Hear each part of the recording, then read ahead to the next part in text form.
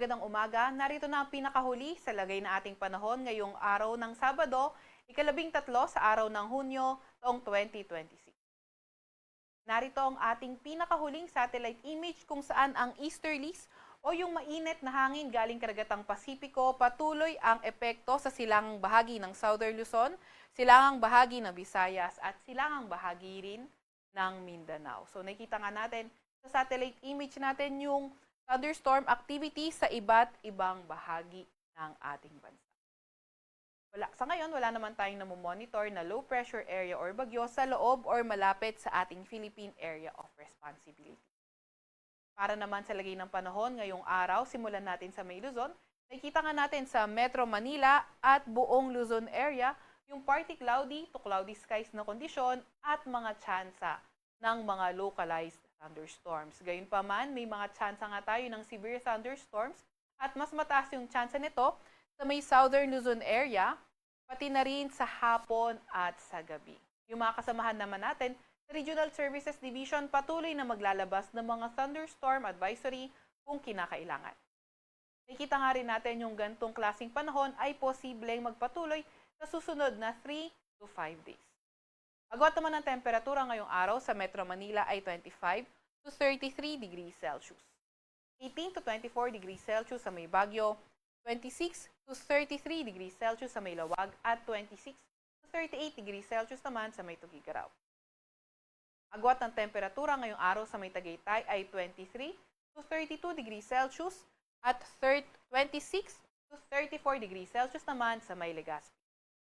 Ngayong araw naman, ang agwat ng temperatura sa Puerto Princesa ay 25 to 32 degrees Celsius, ganun din naman sa may Kalayaan Islands.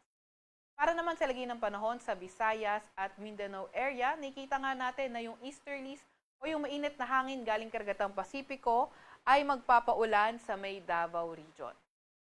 Sa Visayas and the rest of Mindanao, mas magandang panahon yung inaasahan natin at may mga tsansa pa rin ng mga localized thunderstorms. Kagaya nga sa Southern Luzon, posible pa rin ang severe thunderstorm sa may Visayas at Mindanao area lalo na tuwing hapon at gabi. So yung gantong panahon, pwede nga ring mag-last in the next 3 to 5 days pero dahil may kahabaan nga yung span of time na yan, ay posible pa rin itong magbago. Kaya patuloy pa rin tayo mag-antabay sa mga ilalabas na update ng Pag-asa. Agwat ng temperatura ngayong araw sa Cebu at Davao ay 26 to 32 degrees Celsius.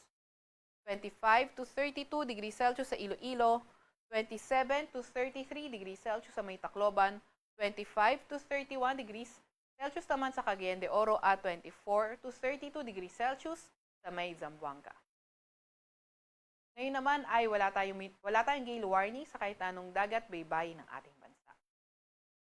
Sa Kalakang, Maynila, ang araw ay sisikat ng 5:27 ng umaga at lulubog ng 6:26 ng gabi. Huwag magpapahuli sa update ng Pag-asa. I-follow at i-like ang aming X at Facebook account, DOST-Pag-asa. Mag-subscribe sa aming YouTube channel, DOST-Pag-asa Weather Report. At para sa mas detalyadong impormasyon, bisitahin ang aming mga website, pag-asa.dost.gov.ph at panahon.gov.ph.